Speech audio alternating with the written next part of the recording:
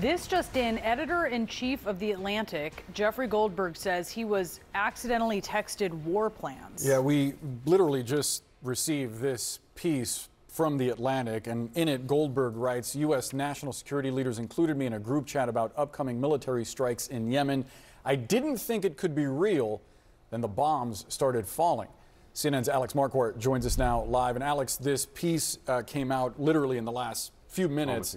I haven't been able to read through all of it, but this seems like something out of a farce, like out of a comedy. It is just stunning on so many different levels. And I understand why Goldberg didn't believe it was real, because it is just shocking in several different ways.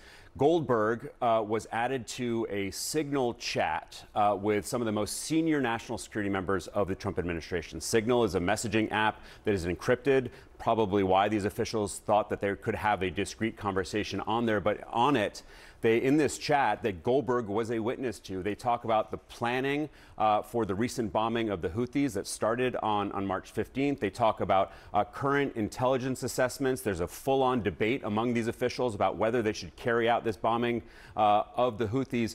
And these are conversations that could be in violation of the Espionage Act. Now, this group was started, it looks like, by the National Security Advisor Mike Waltz, who called it the Houthi PC Small Group. PC refers to Principals Committee. The principals in the administration are the senior-most officials.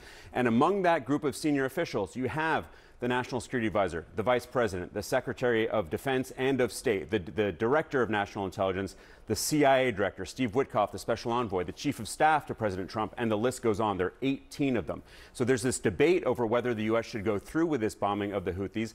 Vice President Vance is actually arguing against it, saying that just 3% of trade goes through the Red Sea, which is where the ships have been targeted by the Houthis.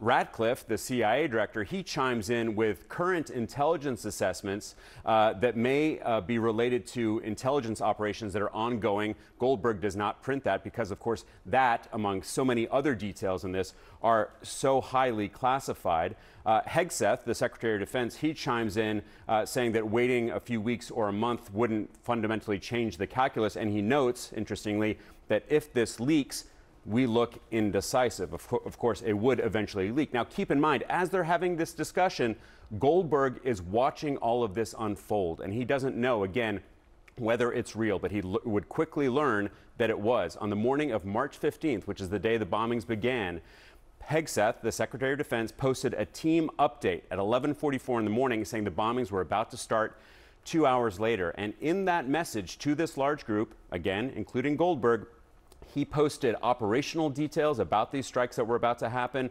information about targets, about weapons, and the attack sequencing. 2 hours later, the strikes started. Goldberg looked up on Twitter, and he started to see explosions happening in Yemen, and that's when he knew it was true. And that's when these officials essentially started celebrating. You have John Ratcliffe, the CIA director, saying, "A good start." Mike Waltz, this National Security Advisor, responds with several emojis, as does Steve Witkoff, with 2 hands praying, a flexed bicep, and 2 American flags. So everyone approving of what just happened and celebrating. The National Security Council has not pushed back on this at all. They said that this chain was in fact real. Brian Hughes, the National Security Council spokesman, says this does appear to be an authentic message chain.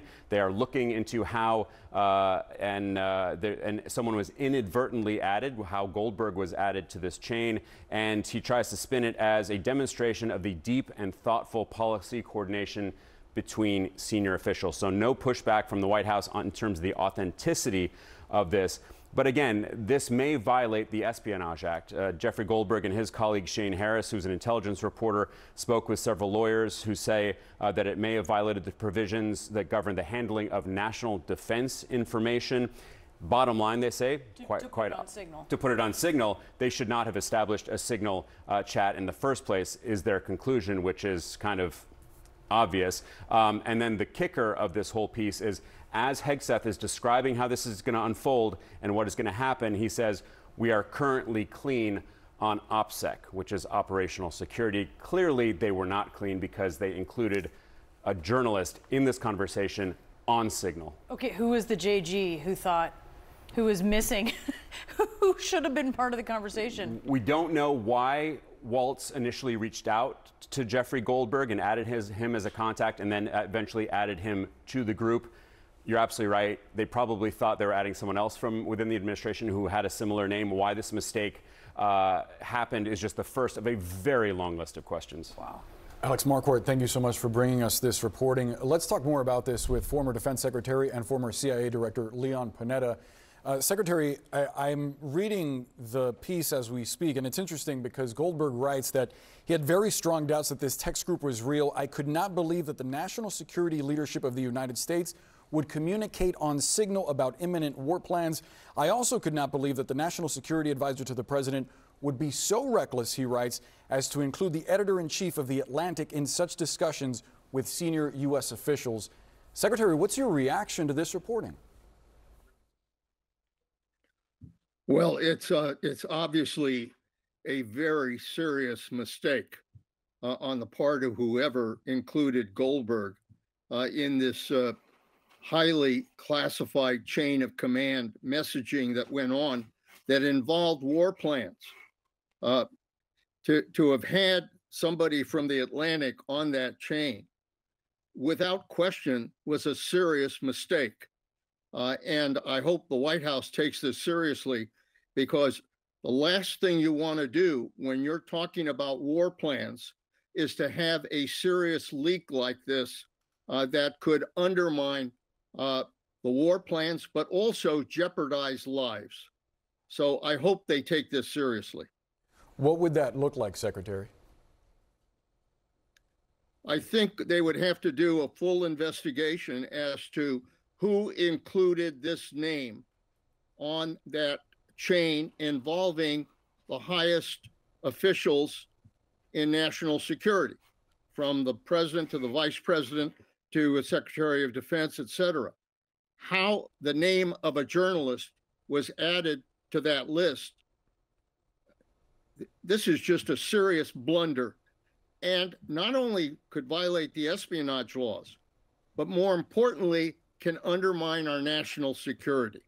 That's probably the greater problem, is that it reveals our most secret war plans that require that we protect that information in order to be able to conduct what is obviously a serious operation of war.